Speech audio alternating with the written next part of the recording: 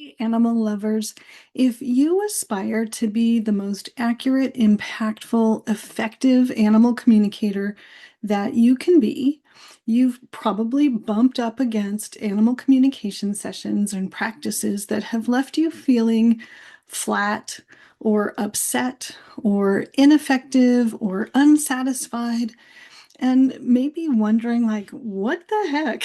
What went wrong here? And often it's not your animal communication skills that cause these experiences, but it's kind of some deep-seated mindset stuff that's really below the surface, so really unconscious. But we're going to bring it into the conscious awareness today. So today I'm walking you through a really simple shift in perspective that you can use to be at your best for every animal and every person and for yourself every time you offer an animal communication session and just in life in general. Does that sound like a tall order? Well, wait till you see how really simple it actually is. This is the mindset shift master key. So, welcome to Animal Communication with Dr. Cara, the podcast and the YouTube video channel that is dedicated to helping you become a confident animal communicator. I'm Dr. Cara. I'm a professional animal communicator, and I'm the founder of the Animal Communicator Academy. And my mission is simple. I want to help every animal lover who wants to be able to step into their natural ability to communicate with animals. And whether that's to deepen your bond with your own pets or build a professional practice or add animal communication as a powerful skill to your existing career in veterinary work or rescue work or training or coaching or whatever, my vision is to have animal communicators in every home, every veterinarian's office, every animal rescue center, every shelter, every sanctuary, every place that people and animals interact together, because when we really listen to animals, everything changes. But for today, let's get into it. I want to share with you the principles from this book. Hopefully you can see it, The Four Agreements by Don Miguel Ruiz. It's a classic. It's a fantastic book. I've read it, I don't even know how many times over the years. It's been out for a few decades now at this point. And it's a self-help book, but it is based on ancient Toltec wisdom. And it offers a really unique code of conduct that opens you up to personal freedom, happiness, and love. And it happens through four really simple principles. So this book is going to teach you how to identify and change the limiting beliefs that you have that are causing suffering. And when you change your inner agreements with yourself and with the world, then you're on a path to transform your life. As animal lovers and animal communicators, I want to take this to a very specific place because I believe that when you apply these principles to your work as an animal communicator, whether it's paid work or, hobby work or any kind of work service, you're also going to transform the lives of the people and the animals that you serve.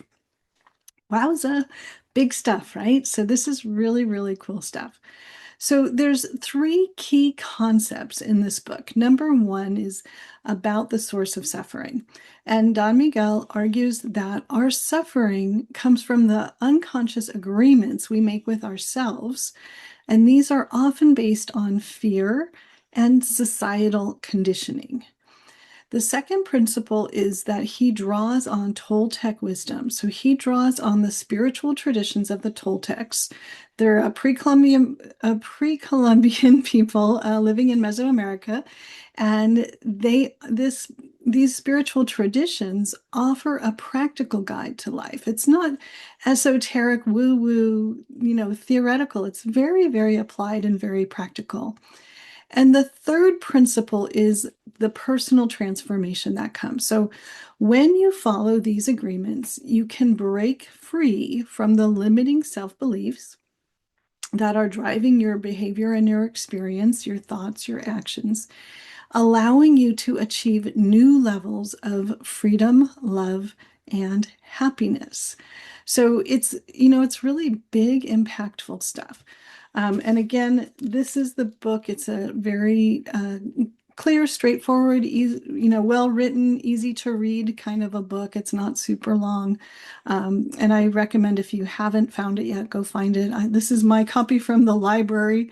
I got to do this video. I don't know where my personal copy is, but it's around, so you can find it. So let's look at each of these four agreements and let's do it from two lenses. One of just like regular human beings on the planet trying to live a good life, and the other lens of animal communicators. And how can we bring these agreements into our practice as animal communicators to bring this transformation to ourselves using our animal communication as a vehicle for personal transformation when we apply these principles, but also to bring this to everybody that we interact with, especially our human and animal clients as animal communicators. Agreement number one is be impeccable with your word.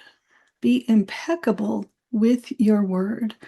So really looking at the language that you use. And in the book, Don Miguel recommends that we use our words to speak truth, to express love, never to gossip or speak negatively about yourself or others. Simple, but not necessarily easy, right? So the way to do this is, as an animal communicator, don't censor anything, don't modify anything, don't change the messages from animals when you share them with their people. So no, like, oh, I can't say that, or what if somebody gets mad at me if I say that, or they don't want to hear that. If the animal wants to share that message, you share that message with their people. So that's one way to bring this principle into action. Another way is to be really clear about what you can and can't do with animal communication. There's so many misunderstandings in the world. It's like, that you're mind readers, or that it's a magic bullet or a magic pill that automatically fixes anything. Just tell my animal this and everything will be fine. And there are limitations, right? So don't misrepresent, don't use your words to misrepresent what you do or how it works. Just be very clear about what is and isn't possible and what you can and can't guarantee. So just being very clear and very honest. And then to bring it into your personal practice, just notice your self-talk. Notice when your self-talk gets negative and use that as a red flag to go and do your inner work to heal the underlying cause of your negative self-talk. So I have dozens of videos about mindset, and I have dozens of videos about clearing your animal communication blocks. These are all based on the same principle of our self-talk is a reflection of an unconscious limiting belief that is running the show. It's changing our thoughts, which then changes our behavior, which also changes our feelings. So the power lever to change our experience is to change these limiting beliefs, because there's a cascade effect. So if you want more help with how I do this, go and check out my Animal Communicator Mindset playlist, and especially look for the Clearing Your Blocks to Animal Communication videos. I've got a bunch of those. So our words really matter, and our words are impacting us not just in the words that we say out loud, but the words that we say to ourselves. And the hidden source of those words is also really impactful. So really getting to the root of what causes that negative self-talk can have a really big impact on your life. So that's agreement number one. Agreement number two is don't take anything personally. Don't take anything personally. That is huge. It is so easy to get caught up in like, you can't say that to me. How could you do that to me? Why don't you like me? What do I have to do to get you to, whatever? But if nothing is personal, then we don't have any obligation to change or to modify or to negotiate or get hurt by something that isn't about us. So this principle is really based on the observation that other people's actions and words are more of a reflection of their own reality, and they're not a direct reflection of you. So people think, feel, and act based on their perceived reality and not based on who you are. It's what they think about who you are. It's the judgments they're making. It's the meaning they're giving to situations. It's not about you being a bad person or too loud or too quiet or whatever.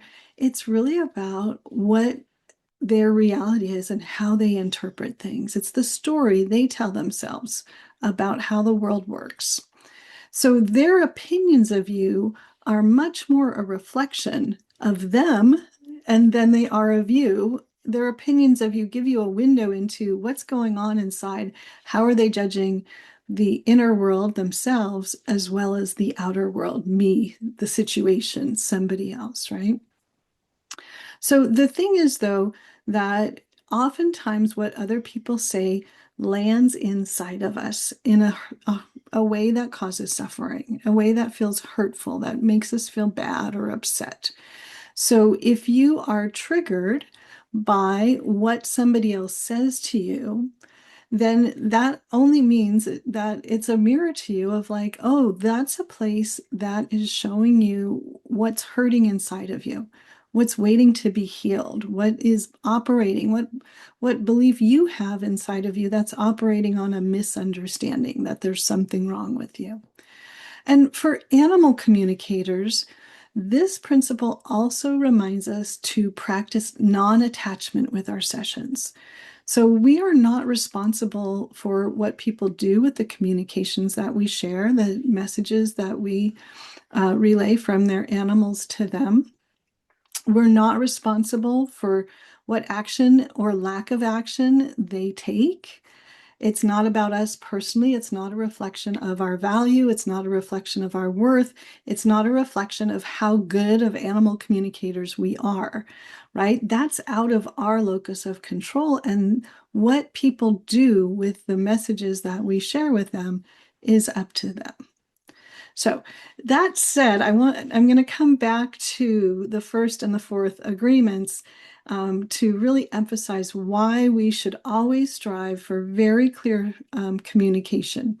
Because if we're not showing up 100%, if we're not relaying the messages very clearly, if we're not bringing our A game every time, then this principle doesn't really apply because we didn't show up fully 100% for ourselves and our clients. So these things it can get very, very interwoven and very complicated very fast.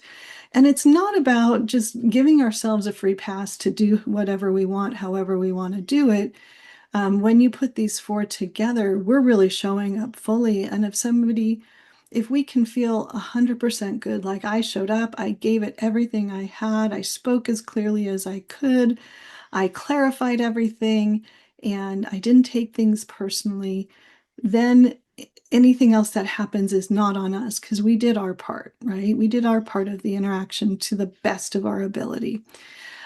So I'm going to talk more about that in a minute, but that is number two. So number three, agreement number three is don't make assumptions. And this is a really big challenge for people in general.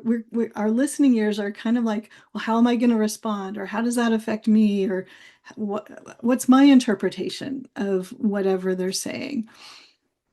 But when we look at this principle, don't make assumptions, that means we have to slow down and really understand where the other person or other animal is coming from.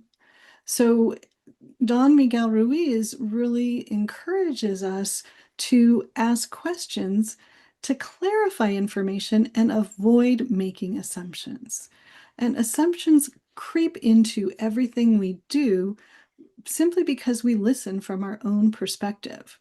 when we hear something somebody else says, we plug in our understanding of what that means and our perspective on that and what we're bringing to the situation, rather than slowing down and making sure that we understand what that means to the other person or animal, right? Whoever we're engaged with. So as animal communicators, we can ask follow-up questions, clarifying questions. As humans, we can ask follow-up questions and clarifying questions. And I want to give you a few examples of how to do this in a minute, but making assumptions really leads to frustration, and it really leads to misunderstanding. So here's how we can apply this as animal communicators. Just don't make assumptions, slow down, ask follow-up questions, and you can reflect back to your clients using a phrase like, I want to make sure that I'm understanding you clearly. This is what I heard. Is that accurate? Or a phrase like, I think I know what this means to me, but what does that mean to you? So you're asking for more information, more understanding of the other person's perspective. So this agreement is also one of Stephen Covey's 7 Habits of Highly Effective People. His principle is to first seek to understand. And I think that is such a critical thing for humans just to get along in the world, but super critical for animal communicators because we are interacting with animals with a vastly different perspective, different consciousnesses, different ways of seeing the world, different understandings, different perceptions. And we're translating them from one perspective and one consciousness into another perspective and another consciousness. So there's all kinds of opportunity to mix things up or project our thoughts onto them or assume something, right? So as animal communicators, the more we can slow down, ask follow-up questions, ask clarifying questions, the more accurate we're going to be in the messages that we share with people. The more accurate we are, the more likely they are to land, to really be received, and for those people to understand and to take the appropriate action, whatever that is, or to ask their next follow-up question to get more clarity from the animal. So this agreement, I think, has the potential to change the game for animal communicators. And I just don't think that that's something that most animal communicators are doing. I think they're going, oh, I got it, moving on, boom, boom, boom, boom, boom. But I'm really encouraging all of us to slow down, ask questions, and make sure that we understand. So, agreement number 3, don't make assumptions. It's so powerful, and there's so many ways, so many places that we can apply this principle. So agreement number 4 is to always do your best. Agreement 4, always do your best. Now, of course, what your best will actually look like can change from moment to moment. But when you are intentionally bringing everything you have, you're not distracted, you're not thinking about something else, you're bringing everything, and your intention is to bring everything, to do everything you can to show up 110% for yourself, for your clients. You really avoid self-judgment, which is a downward spiral, which takes you out of intuitive, it takes you into your body, into your thoughts, and it blocks intuitive animal communication. So we want to really avoid self-judgment, especially within the animal communication session. And the way to do that is, like I just said, show up 100% every time for every client in every situation. Give everything you have. Don't hold anything back. Over deliver, over give, do 110% every time. And when you make that a habit, excellence follows, right? Impact follows. And doing your best is going to really eliminate a lot of the miscommunication, a lot of the upsets, a lot of the attachment that we have to the next thing that happens after an animal communication session. So if you can walk away knowing you showed up 100%, the best, absolute best you can do, you were well rested, you were well fed, you were well hydrated, you were relaxed, you did your prep, you stayed focused, you stayed centered, you stayed grounded, all of those things. You didn't censor your messages, you asked follow-up questions, you didn't take anything personally, like as an affront, like, well, I don't understand, tell me more. And then we can always make ourselves wrong or make the person wrong for not understanding us, whatever it is. There's so many great options for screwing things up. But when you don't do that, when you follow these 4 agreements and really bring these principles to your daily habits, your daily lives, and to your animal communication sessions, then you're clean. You can step away from it. You're not attached. You're not second guessing, right? You're not going, what if I had done this, or I could have done that better? If you feel that way, write it down, take a note, and that's going to be your best next time. So you can always improve on your best, but wherever you are, if you know you did your best, then you're good. So those are the 4 agreements. I'm just going to run through them really quickly again. Number 1, be impeccable with your word. Number 2, don't take anything personally. Number 3, don't make assumptions. And number 4, always do your best. So that's my take on the 4 agreements for animal communicators. Now it's your turn. Did you know about these 4 agreements? Have you read the book? Does understanding these or applying these change your perspective? Which agreement were you aware of? Which weren't you aware of? What's possible now? What can you do differently now? And how can you bring these to life, inside your animal communication practice, inside your sessions? Is there something that you can do to, to really apply these principles and these agreements to your animal communication practice or your animal communication business? And if you are an aspiring animal communicator and you're wondering how to live these 4 agreements in a really practical way, like how do I do the inner work? How do I ask follow-up questions?